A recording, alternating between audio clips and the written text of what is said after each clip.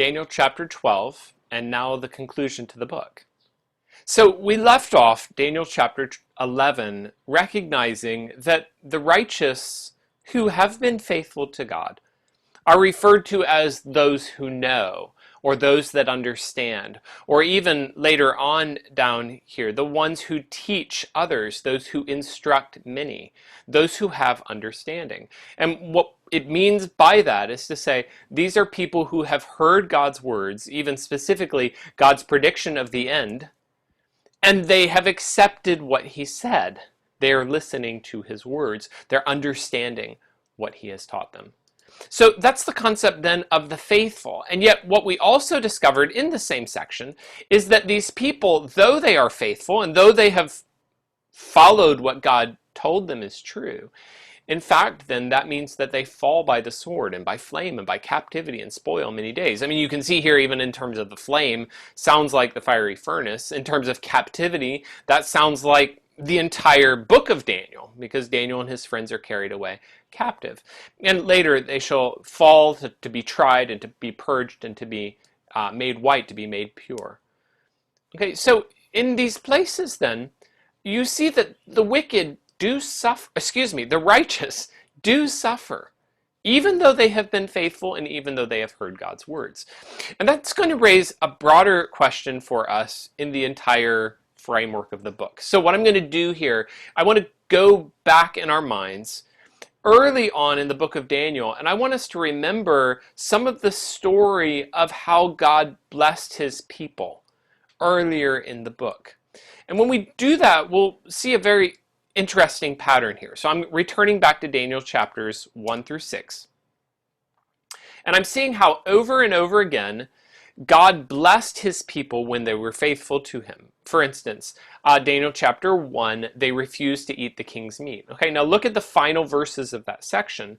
And what you'll get at the very end is that they were part of the king's court. They became attendants to the king. Daniel chapter 2, Daniel interprets the dream. Now, at the end of the chapter, what I discover is that then Daniel was promoted along with his three friends in the kingdom of Babylon, becomes actually the head over all of the wise men of Babylon. Daniel chapter 3, the fiery furnace. Well, you get to the end of the chapter, and the last comment at the end is that the king promoted them. Daniel chapter 5, the fall of Babylon. Do you remember Daniel is made third in the kingdom? Well, it's ironic because it's a kingdom that is being destroyed. But the amazing thing is that when you continue to chapter 6, God preserved Daniel. And so now Daniel is actually second in the kingdom after Darius. And the result at the end of the chapter is that Daniel is delivered. In fact, one of the patterns that we saw when we looked at this together is that along with Daniel's or God's people being blessed because of their faithfulness, actually their persecutors are going down or being destroyed. So, like for instance, in chapter 2, when Daniel interprets the dream, well, the result of this is that those around him, the wise men who were his teachers, are now under him. You go further up into chapter 6 with the lion's den, you have people who are trying to destroy Daniel. Why? They hate him because he's exalted over them. They still view him as a foreigner. And so this refugee, he's been brought here and he's over us, even though he's been there his entire life at this point. The result of that, if you remember, at the end of chapter 6, where do those people end up? They end up inside the lions. So God's people are being exalted, just step by step being exalted, even as the wicked are being destroyed. And there are purposes in that. God has purposes, specifically putting his people in a strategic place so that later on, when Cyrus is looking to set this policy of the return of the people back from captivity, there are certain prominent Jews right around him. And that, as you look at this history, is part of God's plan, paving the way. Here's one of the mental struggles I have, though. That chart looks great. I mean, I'm in favor of this chart, and it's one that we would like things to be that way. But is that the way it works in our lives? In other words, the idea then that I'm always exalted and I'm always going up. No, actually, this is the way it kind of seems like it works out more often. It feels too often like the persecutors are the ones being exalted and God's people are continually going down. It feels like the exact opposite of what we just said. Are any faithful Christians exalted to the top, highest echelons of government? I mean, it's not impossible, but it doesn't usually happen. And it seems like the wicked then prosper and God's people suffer as a result of their faithfulness. Now, if then that kind of disconnect, wait a minute, in the book of Daniel, it feels like Daniel's chapter 1 through 6, I see God's people always exalted, exalted, exalted. And so why not us? And why does my reality not fit what I see in the book of Daniel? That's the point we were making earlier, remember? We pointed out that it wasn't just in the book of Daniel, God's people are always exalted. But we noticed earlier at the end of Daniel chapter 11, God's people suffer. God's people are the ones falling by sword, by flame, by captivity, by spoil. They're the ones being tried. They're the ones being harmed and destroyed and opposed. So it's not just that Daniel presents a picture, well, as long as you're faithful to God, you go up, up, up, up, up, up. Actually, it doesn't. Daniel recognizes that there's lots of suffering along the way. And in fact, you have to notice something else. Even in those first 6 chapters, where I see God's people, yes, exalted, exalted over and over again, I want you to notice something. I put references here. And if you notice the references of their being exalted, just pay attention to the numbers. Those verse numbers are always the end of the chapter. Very interesting, and you can look at these references. You come through the entire chapter, and it's like the last thing said before the chapter closes, that these people were exalted. And that happens over and over again, repeatedly. The last thing, they're exalted. But before you just focus on the last thing, because that's the fun part, isn't it? Before you focus on the last part of it, just remember that before they ever got there, they had to suffer. I mean, there was the question of whether they would live or die. Daniel chapter 2, Daniel interprets the dream. And so, yes, everything works out in the end. Do you remember, though, how Daniel received the news about the king's dream? Someone came to him, the executioner. Daniel almost dies. And Daniel and his friends ask for a short period of time that maybe God will give them a revelation. In other words, this is a life or death thing. Daniel chapter 3, the fiery furnace, the fall of Babylon. I mean, what if you're Daniel and you know that because of this wicked king inside the city with you, the city's surrounded, the city's going to fall. And so there's the question, will we survive this? Daniel chapter 6, Daniel passes through the lion's den. And one of the points I wanted to make earlier, and I want to make sure you remember, is it's not as though these men always knew the end of the story. In other words, we're already familiar with Daniel chapter 6. Okay, lion's den, okay, you're going to get thrown in the lions, but nothing's going to happen. I mean, we know this because we've read the story. Does Daniel know that God will deliver him from the lions? There's no indication that he did. In the case of Shadrach, Meshach, and Abednego, chapter 3, there is an explicit indication. They say to the king, our God can deliver us, even if he does not. You should know that we will not serve your gods. In other words, they're not sure. Will God deliver them? Obviously, they hope so, but they can't know. And they went into the flame, unsure, are we going to live or going to die? It's only at the end of the story that you know the outcome. And in the process of coming to the end of the story, there might be a lot of trials, a lot of difficulties. There might be a lot of many moments where you're unsure what's going to happen. There might be times of suffering. And what that means then is instead of looking at our circumstances around us, and assuming then that because everything's not happening the way I want it, God isn't paying attention.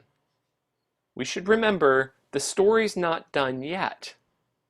If this is what our picture looks like, And as we then look at our reality or what's around us, and it feels like God's people are going down, down, down, down, down, and it feels like the persecutors are going up, up, up, and it feels like backwards world. I thought that faithfulness to God would mean blessing. And I thought that if you were unfaithful to God and wicked, God would punish you. So why does it feel like the wicked go up and the righteous go down? This feels like backwards world. What's the answer to the story according to the pattern we saw in chapters 1, 2, 3, 4, 5, and 6? The answer or the pattern was, if you feel like the persecutors are being exalted, just wait. Because you haven't read to the end of the story yet. In the middle of chapter 2, it sounded like the wicked were winning.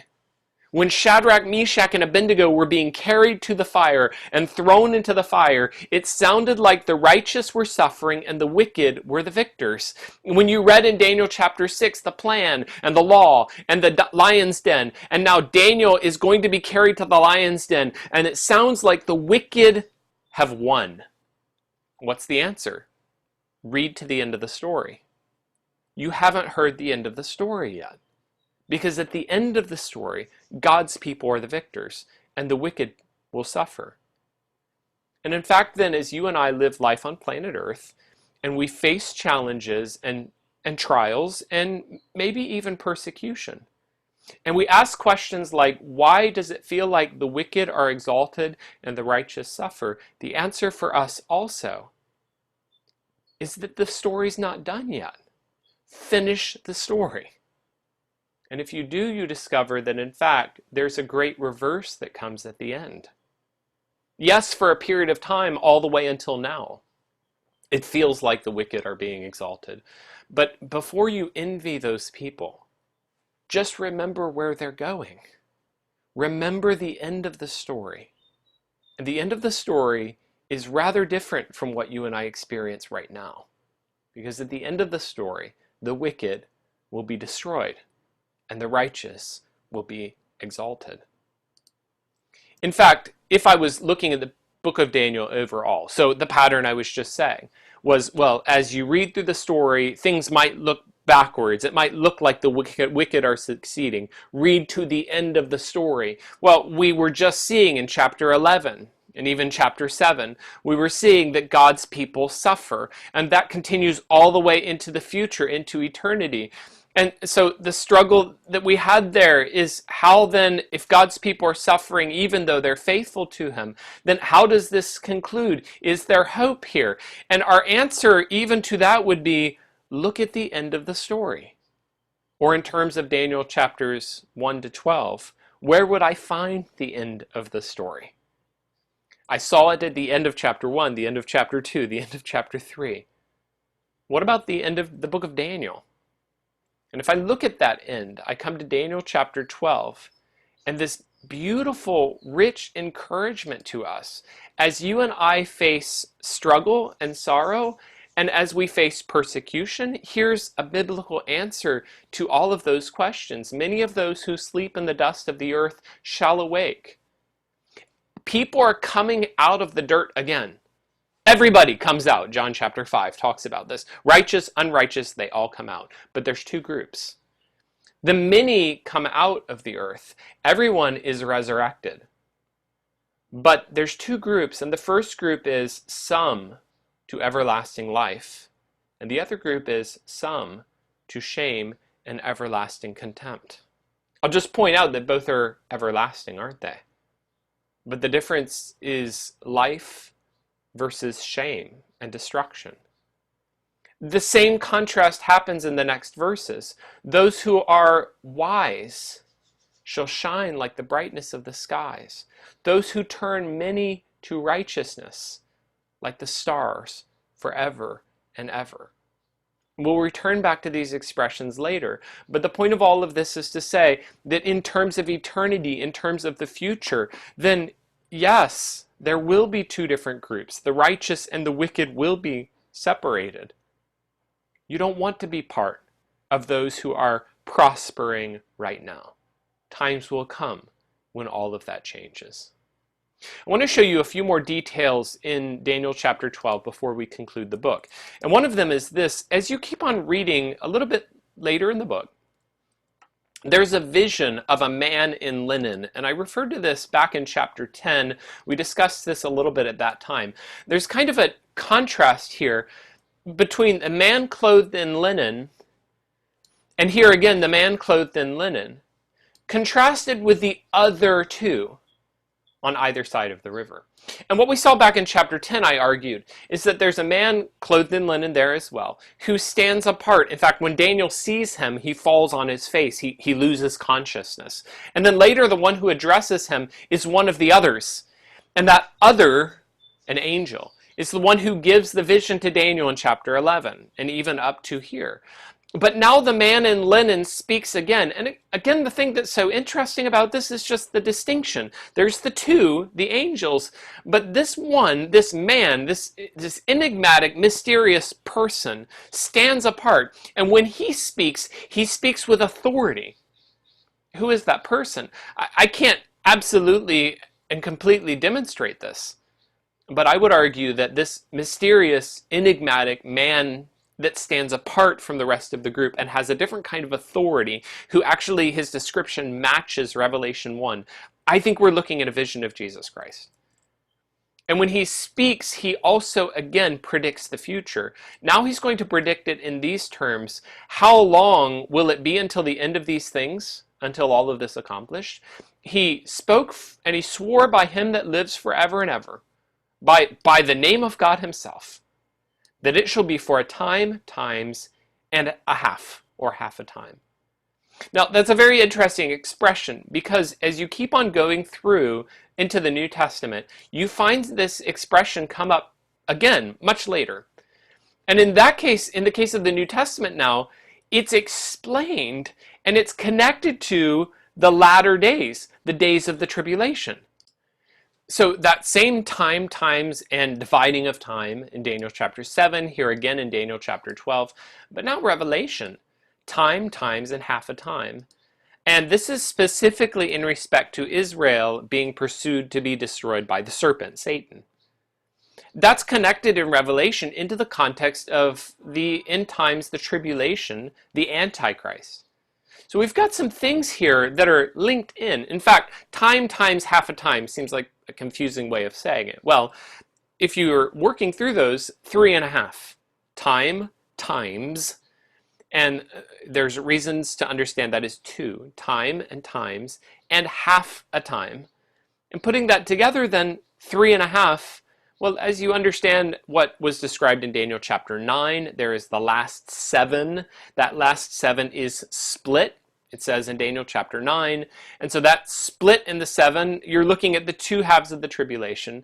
In fact, if you go further in the book of Revelation, and just for the sake of details, we won't, but Revelation goes beyond just giving you 3.5, but it gives it in terms of months, 42 months. It gives it in terms of days, 1,290 days. And the number of days and the number of months are matching again when you add those things out. That's 3.5 years. You've got 3 different ways of saying 3.5 years. And all of those then are confirming that something is going on here that is not just about Daniel's own time, but its future. It's pointed far ahead to the tribulation. In fact, there's some other interesting details that fit in here. A bit later in the chapter is an expression that maybe, or a discussion that maybe you struggled with or wondered about a little bit.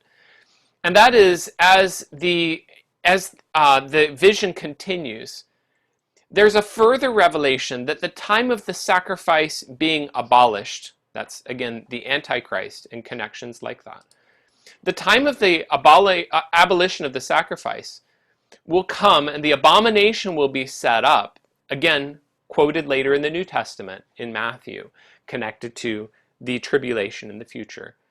And then he says there shall be 1,290 days. Okay, that's matching up. Revelation actually is a slightly different way of numbering it, but Revelation gives 1,260 days in Revelation 11:3. Okay, so in any case, the same period of time, 3.5 years. And then he comments, blessed is the one who waits and comes to the 1,305 and 30 days. So 1,335 days. And the difference between these, then a difference of 45 days. And it's just left there. Go thy way till the end. Okay, so what is this? What is this referring to? And the answer then, this 1,290 days, it said specifically is the time of the abomination. Okay, that's the second half of the tribulation. So in the second half of the tribulation, the Antichrist will set up an idol in the temple. People will worship the Antichrist in the temple. And that's 3.5 years, the second half of the tribulation. But then the rest of the expression just continues on. Blessed is the person who waits and comes to the 1,335 days. What's that? 1,290 days, the last 3.5 years of the tribulation, but then there's another month or month and a half afterwards. And it's hard exactly to put all of the pieces together. In some ways we don't know. But here's one possibility, that what we're looking at then is if you're a person who lives through all of those horrible realities, the 3.5 years of the Antichrist in his rebellion, Daniel says, well, blessed is the person who endures all of that, the person who remains faithful through all of that. And on the other side of that is Jesus' reign. The person who waits for the 1,335 days now is looking ahead, and they're going to see Jesus' reign set up. In New Testament terms, we would say the millennium, the 1,000 years of Jesus' reign. And if you will endure through all of that sorrow and horror, the abomination of desolation, the blasphemy in the temple, on the other side of that, there is hope. Maybe you would ask something, okay, so what's the 45 days in between, or what's going on? I don't know. My best guess here is that Jesus' return, coming in victory, and he conquers the armies, it's not like that's a 30-second thing. That Jesus comes, but we read later, Jesus sets up his reign. There's judging that's happening. There's justice that's brought. And I'm recognizing or arguing here that there's a period of time in there. There's a period of time as Jesus sets up his reign, not that he needs time, but that we would see justice carried out. And probably what we're looking at then is on the other side of that justice. Now there's peace, those who endure, and those who have been judged righteous because they have been faithful. It's encouraging to me when you get to the end to discover comments like this. Because Daniel hears all of this, and in verse 8, Daniel responds to the revelation that he's heard. Now, okay, just context, pause here for a second. This is Daniel who interpreted the king's dream in chapter 2. This is Daniel who was able to give the revelation in chapter 4 and interpret the writing in chapter 5. This is Daniel, and it's said he was giving understanding in dreams and visions. So this is the one who, if anything was emphasized about him, understands these things. Daniel chapter 12, verse 8, and I heard, but I understood not. And he asks some questions. And the answer that's given to him in verse 9, he said, go thy way, Daniel. The words are closed up and sealed until the time of the end. Basically, Daniel says, okay, I heard the words. You said these things to me. What does this mean? I don't get it. And as you read the book of Daniel, if there have been times when you felt like that, I don't get it. Okay, well, at least you have Daniel for company. But the answer of the vision, or as I understand it, of Jesus Christ speaking to Daniel is, go thy way, Daniel, continue on. The words are closed up. The words are sealed to the time of the end. This is to say, this is something really pointing far ahead into the future. Or maybe another way of saying it, when you arrive in the end and you read these things, then it'll make sense. You probably won't understand it now. So Daniel, don't worry about it. In fact, what the angel basically is, or what Jesus is basically saying is, Daniel, I'm giving this to you, but it's not even really that much for you. It's for the people of the future. So that's why you don't understand. It's not even for you. Amazingly, if you get much further in Revelation, you see the opposite now. To John, the angel says to him, seal not the sayings of the prophecy of the book. Why? Because the time is at hand. Now, the angel says, you have arrived at the end. Don't seal it. Don't put it away. And it's intentional contrast, I think, to Daniel. Daniel ending to say, well, seal it for the future. Revelation ending to say, it's all there now. It's now intended for you to read it. In the meantime, what should you do?